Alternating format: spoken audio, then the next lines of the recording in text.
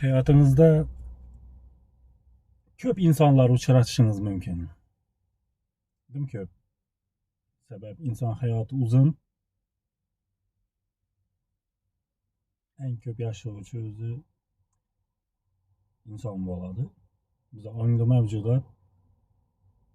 Şu onginizde iki insanı hiç kaçan yadınızdan çıkarmayın.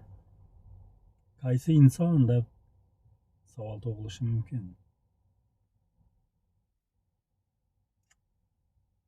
Sizi og'ir ahvolda o'rta yo'la tashlab ketgan insonmi birinchisi?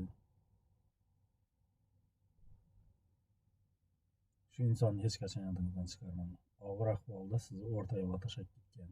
Hech qachon yodingizdan chiqarmang.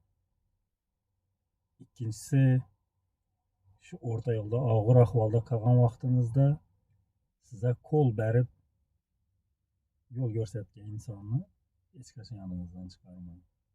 Shunda ishlaringiz hammasi eldan yurib boshlaydi.